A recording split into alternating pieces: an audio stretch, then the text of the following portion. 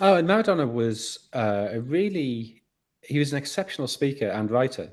And his autobiography is a fascinating document, partly because he completely contradicts what he said at the time. That at the time he said, "Yeah, we don't think about the Falklands, we're just footballers." And then his autobiography is, "Of course we were thinking about the Falklands." And then they get to Spain and they start seeing the TV news, they start seeing the newspapers, and it's like, well, hang on, we're on the brink of defeat. What, eh? What? Maradona is really good on that. There's just a sense of shock and the realization that, well, not only are we about to lose this war, but if the government are lying to us about this, what else are they lying about?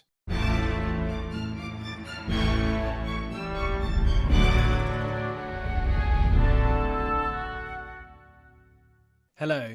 In the build-up to World Cup '98 in France, Glenn Hoddle pondered the selection of England's greatest and most skilful player. A mercurial genius capable of turning a game with one drop of the shoulder or a defence-splitting pass. His free-kick ability was legendary.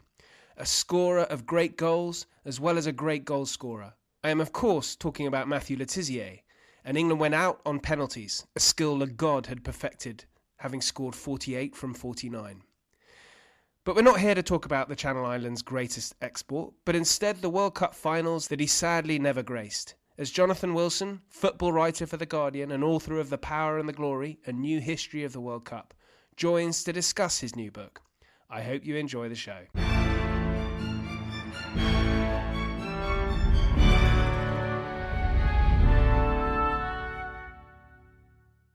Jonathan, great pleasure to have you on the podcast. Thank you so much for joining me. It's a great pleasure to be here. Thank you. And just as before we started recording, your book has just been nominated for the William Hill Sport Book of the Year award, the preeminent award for sport writing. I think you'll be the second. Actually, we had Tim Wigmore on talking about his very good history of cricket. I don't know if you've read that; it's very good. But this is sort of quite similar in that your Power and the Glory, a new history of the World Cup. And I have to be honest, I kind of dived in to start with the World Cups that I first remembered, which I think was 1986 was my first that I really remembered. And it's a huge pleasure reading about it. And it's sort of nostalgia, but also a huge amount of backstory to stuff that I had not really appreciated. Not least reading about Henry Kissinger's 2 hour long speech halfway through where he's attempting to get the World Cup for the USA, and halfway through he discovers that he hasn't actually. Yeah, he hears a Mexican celebrating downstairs and knows it's all too late. So, and that was all. It was all very last minute because Colombia had been given the World Cup or a decade earlier. I can't remember exactly when, but early '70s. And then various political issues in Colombia, plus I think it was an earthquake there as well. The sort of various uprisings that they had there, and it became increasingly apparent that Colombia didn't have the capacity to host it. And then looking back, I don't think it's coincidence that João Havelange, the president of FIFA, he leaves Madrid after the World Cup final in 1982 and gets a lift with the head of Mexican TV to go to Mexico City. And it looks like the deal was stitched up then. I think they're probably all dead, so I think it'll be safe to say that. I mean, the idea that Havelange is corrupt, I think we're quite safe for saying for quite some time. Yes, I want to get on to all that corruption, actually. Yeah. Finally, 1983, they take it off Colombia. They open a new bidding process. The USA gets involved. And the US, I think in retrospect, they think they didn't take it quite seriously enough in terms of the detail of a bid document and everything. And certainly their bid for 94 is a lot more impressive. But they do get some heavyweight figures like Kissinger. And then it's all a bit embarrassing when the Mexicans do this sort of very tin pot 10-minute speech, and they're all celebrating in the bar while Kissinger's droning on upstairs. But that kind of sums up where I guess this is a view that probably many have, particularly in this country, I suspect, over FIFA. I mean, does it really matter how good your speech or your documents are, or even how good your stadiums are? I mean, surely if you've built up a relationship, if I call it that, with FIFA, it seems as though the bid detail is irrelevant. it's your relationship with FIFA that's the most important thing. Yes, I think that's probably true. I think there probably have been World Cups where it did matter, but none of the recent ones. Um, I think if your bid document is terrible, that probably would disqualify you. I mean, Morocco's bids kept being undermined by the fact that they always have to include the king, and the king could never turn up on time. So the people, yeah, and of course the voters have changed, whether it was the executive committee of FIFA or all the members of FIFA. But yeah, they would get very frustrated that the king of Morocco wasn't turning up when he said he would. So look, it makes some difference, but you're absolutely, and in fact, in some ways, paradoxically, having the stadiums is actually a reason why you won't get it, because FIFA loves this idea of, oh, we're taking to new territories. New territories mean new stadiums mean construction, and construction pretty much everywhere in the world means backhanders and lots of opportunities for corruption, shall we say. But yeah, because with FIFA, as you say, it doesn't. This is what we're talking 86 there, but and I do want to get onto the football at some point, but it seems so nakedly obvious what's going on that does FIFA really care about its reputation in this regard, do you think? I think it's past that now. Yeah, I mean, the odd thing is, we talk about Kissinger and the Mexicans, and we're sort of laughing about it. And to be honest, looking back from the perspective of today, that feels like the good old days of FIFA corruption, when it was basically larger than life characters, pulling fast ones, and it was all quite sort of understandable and manageable. And even the scandals that brought down Blatter. I mean, obviously, it's bad that they're scandals, but you had people like Chuck Blazer, just an incredible figure, a figure with a name out of the Martin Amis novel and a personality out of the Martin Amis novel. That he famously has 2 apartments in Trump Tower, one for him, one for his cats. By the end, he was so fat he drove around on a mobility scooter. He's a very big man with a big white beard who loved dressing up. So for a long time, his blog was just a series of photographs of him dressed as Father Christmas, dressed as Obi-Wan Kenobi. There's an incredible photo of him high-fiving Vladimir Putin, because Putin's seen him, points to him and gone, "Ha, Karl Marx, high five." Which is, just that's what you want your corrupt FIFA figures to be, rather than now just states pumping in billions and billions of dollars, which feels so far beyond what journalists can cope with. If you were trying to expose Chuck Blazer, you might get a lawsuit, you might get a threat you wouldn't take too seriously. But the fact is, we know what Saudi Arabia does to journalists, and that's always at the back of your mind whenever you're criticising them. So, with the award of the World Cup is it 34?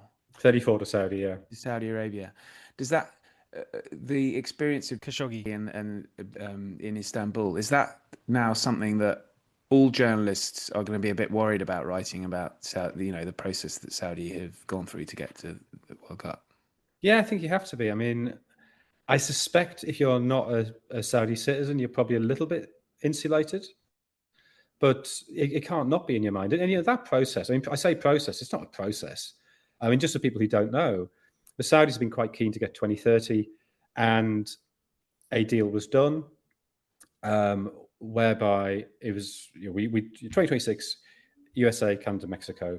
FIFA regulations say your confederation, six confederations within FIFA, you can't host the World Cup. If you host this one, you can't host the next one or the one after that. You can't have 2 out of 3 in the same confederation. So North America's taken out of the equation. So 2030, which is a centenary World Cup, people think, it'd be a nice idea if we took it to South America. The first World Cup having been in Uruguay. Realistically, Uruguay can't host a World Cup by itself. I mean, to be honest, probably maybe Brazil, but no other South American country has the capability to do it. Now it's grown. Not even Argentina? No. Economically, no chance, not at the minute. I mean, particularly not at the minute, but not even a couple of years ago. So there was a sort of joint bid from Uruguay, Argentina, but the deal's done. Okay, Uruguay will give you a game. Argentina will give you a game. Paraguay will give you a game. Why Paraguay? Oh, the headquarters of CONMEBOL happen to be in Paraguay. No, wonder if that could be to do with a very lax financial regimen. Anyway, so that then takes South America out of the equation for 2034. it's also being hosted by Spain, Portugal, and Morocco. So that takes Europe and Africa out. So then the only two competing confederations are Oceania and Asia. Australia count as Asia for the purposes of FIFA. So suddenly, you've got 25 days to put in your bid without any warning, way before it's normal. And by some miracle, Saudi Arabia happened to have their bid book ready and delivered the next day. And Australia, who were quite keen to bid, were, well, hang on, we'd have to work out which stadiums we're going to use. We're probably going to have to build new stadiums. We're not going to get planning permission for those stadiums in 25 days. There's no point. So Saudi Arabia then stands alone. It's not even challenged. So, anyway, it wins it by acclamation. A lot of people applauding on a mass Zoom call, and somehow this is the bright, clean FIFA future we've ended up with post Blatter. Yeah. Right, so it will continue as it. Well, we're now in a new era, I guess. Then a worse era. Genuinely, I think a worse era. Right? Yeah. Because it seems so unmanageable, and I mean, this was never a popular thing when I said it at the time. I suspect it's probably still not a popular thing. I always had a modicum of sympathy for Blatter, in that I think he did have a good of football at heart. He might not always have been right, but I think he had a sense of football as a thing that was worth doing properly. I think he had a sense that it had this social role. I think he had these very grandiose, I know he had these very grandiose ideas that he could get a Nobel Peace Prize. And his plan for 2018, 2022 was Russia 2018, USA 2022, and we have a joint organising committee for the two tournaments. And he can turn around to the Nobel Committee and go, look, I have brought Russia and the US together to work together for the good of football. Can I have that prize, please? And then, even he ends up getting nobbled by the Qatari bid. Yes. So was it the Obama pitching for the US bid? He was one of the prominent figures there. And did Blazer, or was this after Blazer's time, vote against his own nation's bid, or have I got that? Is that that was slightly earlier, but because Blazer basically been caught, and so he was wearing a wire, which is where a lot of the corruption came out. So 2010 was when this process happened. So Obama was obviously knocking around. Bill Clinton was very heavily involved in it. I mean, again, they brought in the biggest hitters they possibly could, but it wasn't enough. Well, if we try and talk about the football, 1986 is this tournament of, really Maradona's tournament. And I wondered, is there a figure really that has kind of dominated a tournament in such a way that Maradona did? Because he kind of, not only for his footballing prowess, but also his expertise at out jumping Peter Shilton. And I mean, there's no other figure like him, really, is there, in World Cup history? Not really. I mean, you could maybe make a case for Pele in 1970, but I think he was playing in a much better team. I think a lot of people talk down the Argentine team of '86 excessively. I mean, they still had people like Valdano and Burruchaga and Batista. They were still good players, but Maradona was head and shoulders above them. Whereas you look at 1970 with Pele, and you had people like Carlos Alberto and Tostão and Jorginho and Rivellino and Jess, and they were a great team of whom he was the greatest. Whereas I don't think you'd say any of those other Argentina players were great. Maybe Valdano, if you're being generous. Maybe Messi in Qatar. Again, you're looking at people. Enzo Fernandez, who since has been transferred for over £100 million. So they have other excellent players. So I think you're probably right. Maradona stands alone as being that's the occasion when one man has really shaped the tournament more than any other.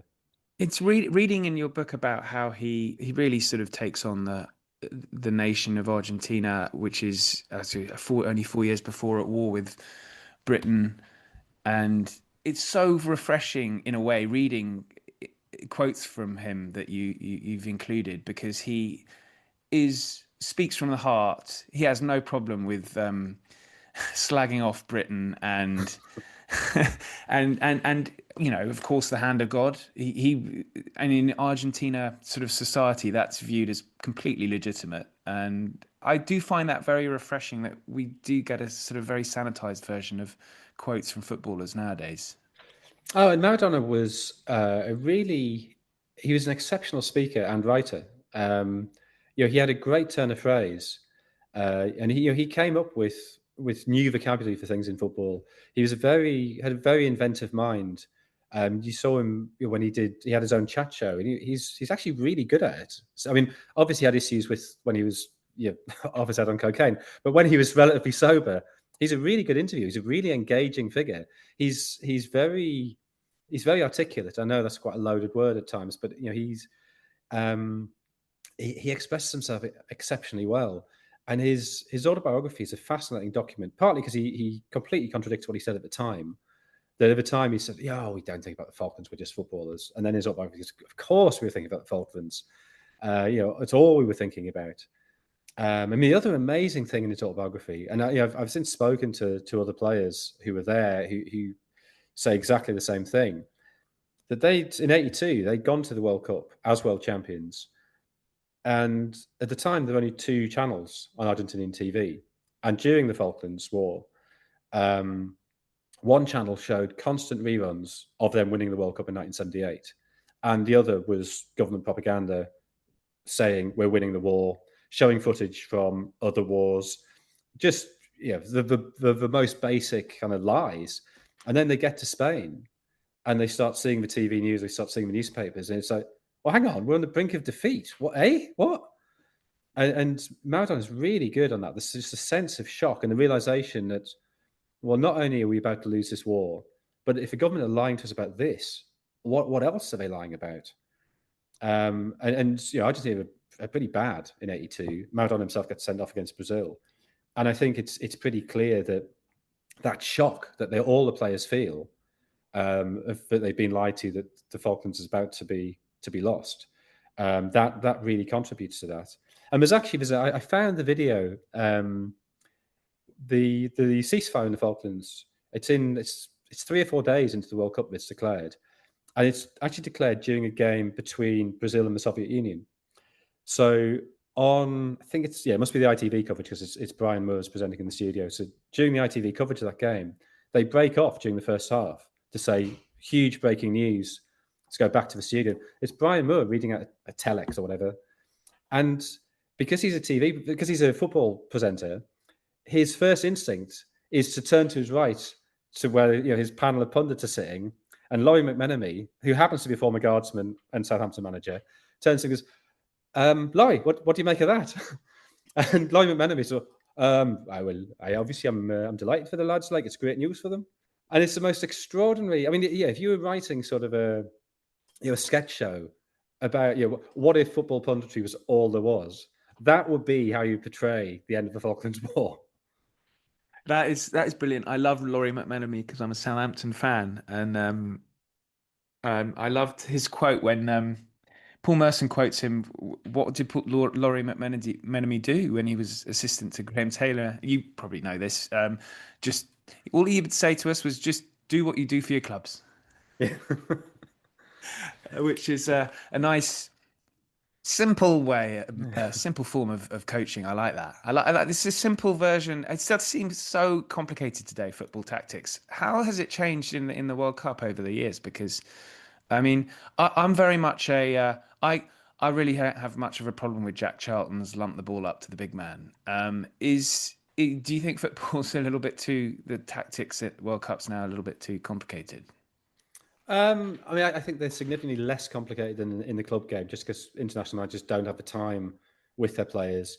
I think you see examples like in 2002 when South Korea were hosting the World Cup, so they stopped their national league, so their best 40 players can go to a camp for 3 months before the tournament, from which slightly mysteriously they emerge incredibly fit, but they're also tactically brilliant, certainly for an international team. And they can change tactics in the middle of the game and go from a back 4 to a back 3 at the click of a finger. So you do see when teams have had time to really work on the drills they would be used to at club level. But fundamentally, international football is a much more stripped down, much more basic version of the game. You also have something you don't really see at the top end of a club game now, which is that as a national manager, you've got to work with what you've got. So if your best 2 players, as Scotland found fairly recently, your best 2 players are both left backs, what do you do? Do you try and work out a system with 2 left backs, or do you leave one of them on the bench, or do you move one of them to the right, or do you play one of them in midfield? And England have had a problem for years. I mean, I think it's not so significant now, but for years they had a problem. They didn't have a left-sided forward. And obviously, if you're a club side, you just go out and buy an expensive left-sided forward. So I think that problem-solving element of international tactics, I went through a phase of being quite down on international football and finding it quite frustrating. And I think there was a period, probably 10 years or so ago, when it had become quite negative because it's much easier to set up a defense and set up an attack. So, okay, when Portugal won the Euros in 2016, for instance, pack everybody behind the ball, get it forward. Ronaldo might do something. If not, hopefully we'll win on penalties. And it worked for them, but it's not really great to watch. But I think now we have progressed beyond that. I think there are slightly more sophisticated, slightly more complex attacking drills. And I think actually international football now, because of that problem-solving element, the fact you can't just go and buy the solution, there's something a little bit purer, a bit more authentic about it. Oh, that's heartening to know, because I have to say, I can remember every single England game in 86, 90. No, I don't think there was a World Cup in 94, was there? No, 98. But now, I mean, I'm struggling. I was talking about this with a friend of mine. I'm struggling to remember all the matches in the last World Cup. I think it's probably your age rather than anything Yeah, else. I think it is, isn't it? I've had exactly the same thing, but my memory is excellent for all sport until 1995 when I went to Right. university and discovered booze in large quantities. Yes. And also, obviously, being a football journalist, I see so many matches. Trying to differentiate them becomes very, very difficult. Right. Okay. Oh, that's interesting. So yeah, if people mention a particular match, that you have to struggle a bit, do you, to remember it? Oh yeah, I mean, there's another podcast I've been on. They have this game where they'll tell you a ground and an away team, and you have to name a player who has scored for that team at that ground and the season in the Premier League. And you'd think I'd be really good at this because I literally spend my life going around Premier League grounds watching football. I'm terrible at it because I just can't separate them in my head. So unless something particularly memorable has happened during that game, which might be I had a very nice lunch, it might not be anything to do with the football. I find them really hard to separate. I've been really enjoying reading about the Iran football team in the build up to World Cup '98, and it does incorporate a lost element of the game that I think you're quite pleased that it's gone, which is the away goals rule, because Iran manages to qualify through away goals against Australia to make the World Cup in France. But I really enjoyed your sort of blending of I mean, you do this with Yugoslavia as well in 1990. I mean, it's just these sort of global geopolitical problems boiled down into one country. But with Iran, it's fascinating, particularly nowadays. Iran they've got quite an advanced league structure in the country, and it's almost a surprise we don't see more of them. And I think that is almost entirely political. In '98 they played the US as well, so that was obviously a huge game politically, and actually was just at the period of détente between the US and Iran, so it could have been a lot worse. But I mean, Iran, looking to the next World Cup, they've qualified, but they're on the list of 14 banned nations. So the team will be allowed to go. They'll get visas because there's an exemption for elite sports people. Whether all their backroom staff will be able to go, I think, is unlikely, and obviously their fans won't be able to go. And this is I mean, I'm conscious I'm not quite answering the question you asked. No. This is a major problem next year. That we've had 22 World Cups before, and at some level, each of those hosts has been projecting an image of themselves, and that could be quite benign, as in the case of Uruguay in 1930. It could be quite unpleasant, as in the case of Italy in 1934. You never previously had a World Cup host who is hostile to the rest of the world.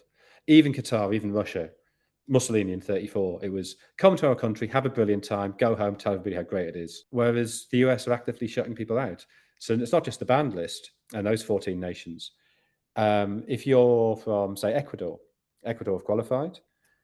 But if at the moment when Ecuador qualified, if you had then put in your application for a visa to go to the US the following summer, you would not have got it in time because the processing time is over a year for Ecuador, Colombia, other South American nations. So that's a sort of de facto ban on fans.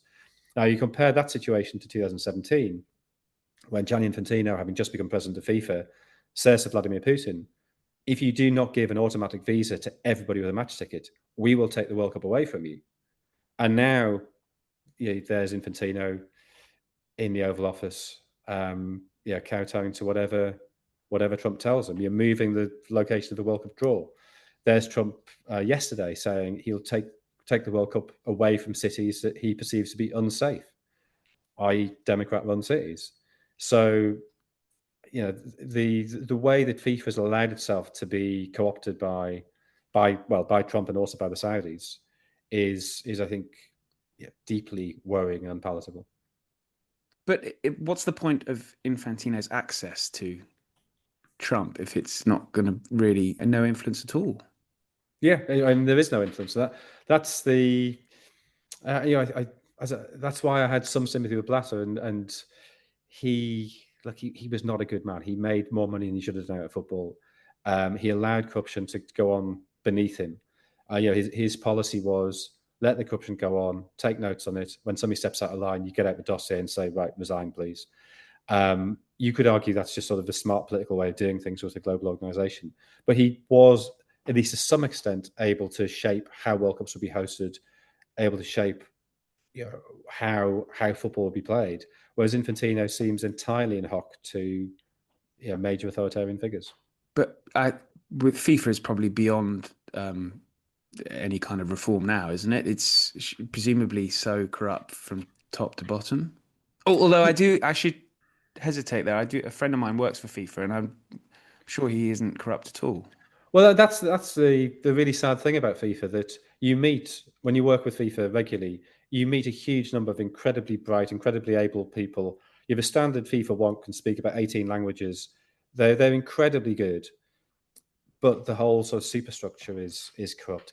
And to an extent, it's very difficult for that not to be the case, because if you have a body of 211 global members, I don't want to stereotype any area, but there are the vast majority of those 211, the presidents of those FAs will have gained their position by corrupt means. And so, of course, that's what politics is to them. So when they bring it to FIFA, it's exactly the same. I mean, I think the way that FIFA could be toppled would be a UEFA breakaway. I don't think UEFA at the moment and the Chefrin are brave enough. But I think that's where the Nations League is interesting. Nations League, which is for UEFA countries, it's been very successful. Were they, say, to invite Brazil, Argentina, Uruguay, maybe South Korea, Japan, maybe even the big TV markets of the US and Mexico, well, what's the rest of the world going to do? They're going to have to fall in line because there's no money anywhere else. And actually, one of the weird things that's breaking at the moment, I don't know when you plan to put this out, but there is a move on the part of UEFA to expel Israel. FIFA so far has been backing Israel, and Trump clearly backs Israel, and FIFA tends to do what Trump says. So you could have this very weird situation where Saudi Arabia, who've been funding FIFA, the Club World Cup last summer was funded by DAZN, TV company, run by Len Blatavnik, who said, right, we'll pay $1 billion for the rights, way more than anybody else was prepared to pay. And then guess what? A week later, they get $1 billion investment from Saudi Arabia. So, I mean, it's not that hard to work out where that money's come from. So Saudi Arabia has been bankrolling FIFA. Are they going to take a pro-Israel position? Is that really what's going to happen? So if UEFA really want to wedge issue, they would get a lot of the Islamic world on side, plus they've got the money. If they could get Argentina, Brazil, Uruguay, maybe Mexico, FIFA really don't have anywhere to go then. Right, that's interesting. Yeah, because I mean they're trying to get involved in club football as well with this new club championship.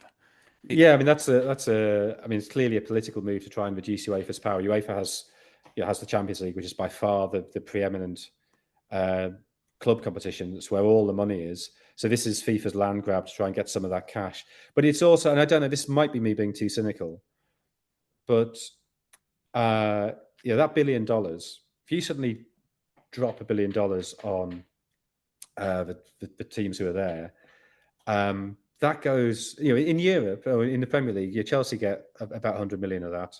That's a lot of money, but it's not massively destabilizing the Premier League. If you look at, say, River Plate and Boca Juniors, the two biggest teams in Argentina, I think they got 15.7 million for turning up plus various bonuses. So they got about $20 million each. The winner of the Argentinian league last season, Platense, in the first half of this season, because they got that dual championship thing, they got 300,000. So just for turning up for the Club World Cup and you're winning a couple of games, neither of them went through the group stage. They're getting 60 times, 70 times more money than the winners of their own domestic championship. So that's going to massively destabilize the Argentinian league. And that's a pattern repeated across the world. So if you were FIFA and you were thinking, our long-term goal, our goal in 10 years, 12, 20 years, is a global Super League, what we need is a series of clubs who are too big for domestic leagues. Well, they're going exactly the right way about creating those conditions. And then if you could hive off some European teams as well, then they've suddenly got a global Super League, and UEFA doesn't have that power of the Champions League anymore. Just going back to some players and some football, I wanted. This is again a little bit of a nostalgic trip for me. In '98, I was completely brought back to what I was feeling like watching Michael Owen bursting onto the scene, particularly that Argentina game, winning the penalty in the way he did. Watching him perform at a World Cup, it was like, I guess, a little bit like Gaza in 1990, but it was almost more shocking because of the way he just completely destroyed a top country. And it's the same with Ronaldo. I mean, Ronaldo to me will always be, he was just unplayable in that period, obviously apart from the final. But these two players, do you think we're at a stage now where football is so well known? Like when you get to a World Cup, you know pretty much all the players. I mean, Ronaldo was obviously well known, but it's just that sheer impact that these sort of young 18, I think Ronaldo was 22, 21 in 98. Is this something that we won't really see anymore? Yeah, I think that is true. I mean, I don't know. You could suddenly get some brilliant Uzbekistani forward who we haven't heard of who catches light next summer. And that's one of the positives of expansion. I mean, I don't think there are many, but that is one of them. But no, I think the exoticism of the World Cup has gone. And it's partly just because football is on TV a lot more. We see a lot more leagues. It's also, to be honest, the Premier League is so dominant that anybody who's any good, that's not quite true, but the vast majority of good players end up here because this is where the money is. So the Premier League sort of is this world league already. It's the Serie A of now. Well, even more so, just because it's it's that process 20, 30 years down the line. And at least Serie A had a limit on the number of foreigners. So I mean, DR Congo, although they ended up losing 3 to Senegal in the last qualifier, they were 2-0 up at one point. Had they won that, they'd have been almost certain to qualify. As it is, they're probably looking at a playoff. And you think, with DR Congo, 2 of their players play for Sunderland. Yeah, Noah Sadiki and Arthur Mazuaku. So if that had been Cameroon in 1990, we didn't know. We'd heard vaguely of Roger Milla, didn't really know any other players. Not because they weren't any good, just because they'd, if you particularly watch the French league, you might have seen some of them, but nobody was watching the Cameroonian league, and the Cameroonian league still had some very, very good players. Whereas now, the Cameroonian league, if you're a talented Cameroonian and you haven't gone by the time you're 16, you're probably not that good. And it's not just Cameroon, it's not just West Africa, it's everywhere. So even in Argentina, you see that, I mean, they call it the talent donut. That basically, if the players who are actually good in the Argentinian league are either 18 or under or 35 or over, and anybody in the middle is just a player who wasn't quite good enough to make it in Europe. How important is it then in Argentina, with all that heritage in which you write about from Europe? I mean, that is a sort of ticket into Europe, isn't it? I mean, if you've got a passport, Italian passport, I mean, that's a huge help for getting a work permit. Is Argentina kind of unique in that regard? Because Brazil, you don't really get that kind of historical connection. Yeah, also Brazilian league's just wealthier, so there's less impetus to leave. But yeah, I mean, Italian clubs have been signing Argentinian players since the 1920s. There was what were called the Oriundi, the returners, people of Italian heritage from South America, who went to Italy. So if you look at the Italy side that wins the 1934 World Cup, 3 of them are not Italian. 3 of them would not be allowed to play for Italy today. So Luis Monti, who plays in the middle midfield, had played for Argentina in the 1930 final. He'd been captain of Argentina in 1930. And then there he is turning up playing for Italy 4 years later.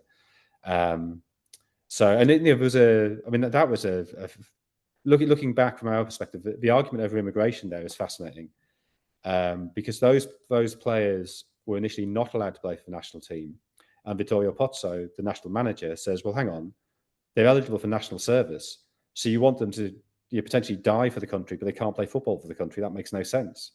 And so the ban is lifted.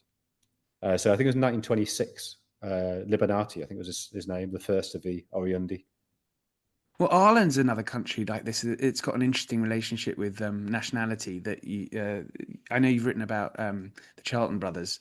Jack Charlton, there's a great quote in the book about it's good that they've come back to help out the mother country or something along those lines. Yeah, well, the extraordinary thing about that is he was asked the question by a 13-year-old. It was one of these sort of TV stunts where they get a child to ask It's actually one of the best answers I've ever heard to any football question. Because when he was asked that, which was late 80s sometime, I can't remember the year, it was still quite a sensitive issue, the diaspora. To what extent should they be welcomed back? Have they sort of deserted Ireland? And Jack Charlton, I think, absolutely nails his answer, saying, I think it's great if they can come back and help us out. And then there's the great story with Tony Cascarino, who it turned out was never qualified for Ireland. It was all the sort of. I think when he first applied, he thought he was, but it turned out somebody in his family wasn't. His grandmother was adopted, I think. Is something like that? Yeah. In his autobiography, which is a brilliant read. Oh, it's a great book, yeah. And then Ireland play Italy in New Jersey in their opening game of that tournament. And they're sort of thinking it's going to be, obviously New York, New Jersey, huge Irish and Italian communities. They think it's going to be 50-50, this great atmosphere.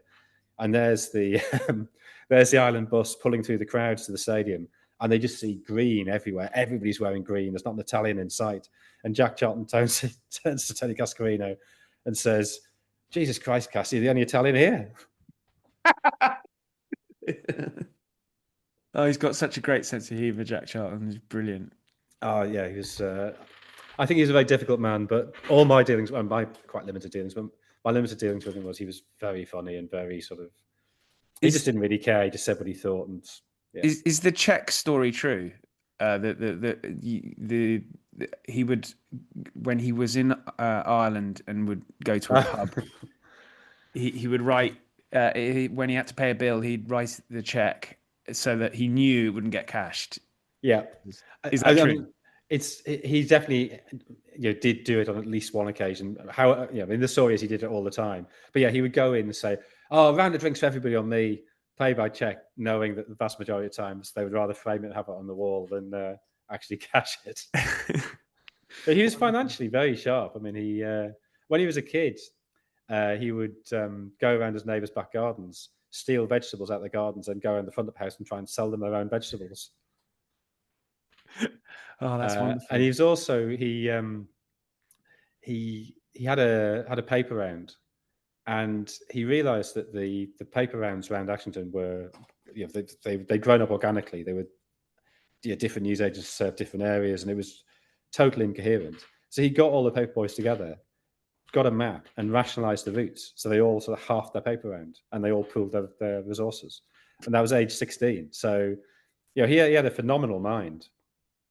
Yeah, he certainly did. He's actually a perfect character to manage Ireland. It's hugely successful as well when one considers the number of players open to him. It's extraordinary. Going back to Iran, and I wanted to ask you about these sort of demonstrations that footballers are. There is a kind of element of displaying your, I guess, virtue that is quite common the last World Cup, the England team were very keen to demonstrate. I actually forgotten. Was it BLM? I can't quite remember. Yes, so there was a. I mean, I don't know how keen they were actually, given what happened. That I mean, they had a lot of Black Lives Matter stuff before the Euros. Euro 2020, which was played in 2021 because of COVID. So there's been a huge debate about taking the knee and everything. And I think that had sort of thrust them into an activist space, which they might not necessarily want to be in. But in Qatar, it was about the One Love rainbow armbands in support of um, yeah, persecuted LGBTQ people in Qatar. And there were 7 Northern European countries who all, yes, we'll wear these armbands. This will be a great gesture of support. And then as soon as FIFA said, we'll book you for wearing them, they all buckled. And the thing is, if all 7 had held their line, what are FIFA going to do? They're going to destroy their own tournament over that. I mean, Yes, exactly. It seemed like it was something that they could navigate their way through. But when England played Iran, a team that refused to sing their anthem, and they would face a lot more than a yellow card back home. It just did the demonstration between the two kind of, I guess, cultures, the sort of Western culture and a country that is going through, a lot worse. You almost couldn't pick a larger contrast between the two, really. yeah, I agree. I mean, I sort of have sympathy with players as well because a lot of them are just footballers. They don't. I mean, maybe you think they should be taking moral stands, but I think, and this is true throughout history, footballers just want to play football and get on with their lives. And you see countless examples of people who've had the opinions of others thrust upon them. Yes, I like the mean, England team in Germany in 30. well, I think that's less excusable actually. Them giving the fascist salute because Aston Villa the following day refused to do it in Germany playing a friendly, so I think they could have got away with that. But equally, doing it in the 30s, did people really know what it meant? If this is just a local custom, just do it and shut up and get on with it. I have. I mean, maybe if they really worked it out and talked to people and read around it, maybe they thought, actually, I'm not sure about this. But I sort of have some sympathy of, well, I'm just being polite. It obviously didn't have the same stigma that it would have now. I mean, clearly, an England team giving the fascist salute now would be a problem. Whereas It back might raise then, eyebrows. it Yes. looks bad in retrospect. But at the time, I think it was probably just seen as being polite. Not good, but I do get why they did it. Okay, so we're getting to the end of our chat. It's been great talking about, uh, I guess, elements of the World Cup that aren't as quite as romantic. But do you have a kind of favorite World Cup, or are you just such a grizzled pro that really they all blend into one? No, World Cups have a distinct quality. So, I think everybody, their first World Cup is the one that they remember most fondly. So, me, that was '82, and it was just this. It was almost overwhelming the different colours, the fact. I mean, just the fact football was on telly every day, which we weren't used to in those days. The fact that I could be sitting watching Cameroon play Peru, and I was 5 years old. I was obviously desperately precocious, and I had my Ladybird book of the World Cup, which I learned off by heart.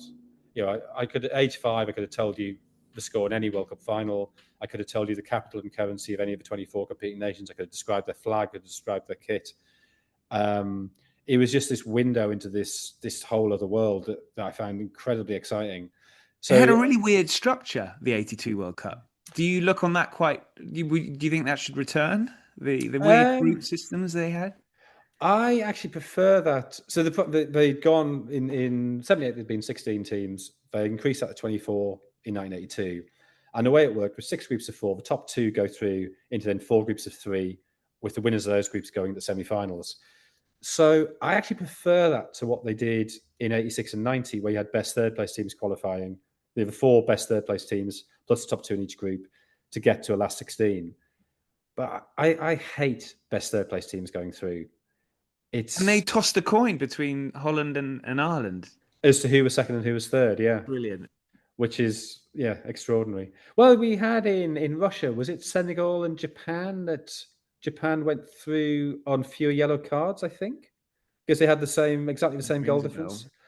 Um, But at least that's got a kind of vaguely football ring. Yeah. But in terms of the World Cups I've been to, and I've been to every one since 2006, and this is entirely personal, and I'm very conscious of the dark side of it. But I got the planning right in 2018 in Russia, that I did just the right amount of travel, staying in the same place just the right amount of time. I picked Kazan to stay in because in Brazil I'd sort of shuttled between Rio and São Paulo, and then was hearing all these stories from people who'd been out in Manaus or Curitiba or Recife, thinking, "Oh, that just sounds a bit wilder and a bit crazier." And the city's not used to having these big global events, so I thought, I won't stay in Moscow, St. Petersburg. I'll go to Kazan, which had a quarterfinal, and then I just got lucky that Kazan, you had in successive games, Poland go out, Germany go out, Argentina go out, Brazil go out, and big teams going out. As a journalist, it's the best thing to write about. And I remember after the quarterfinal there, it's after Belgium had beaten Brazil, and the Kazan is in the wrong time zone. They try to pretend they're closer to Moscow than they really are. So dawn happens at 2:00 in the morning. And leaving the stadium, and dawn is just beginning to break over the stadium. And they had what I assume it's true, it may not be true, but what they said was the world's biggest LED screen on the front of the stadium. So you got dawn, you got this LED screen, and you came out of the press box, and you had there's a big marsh.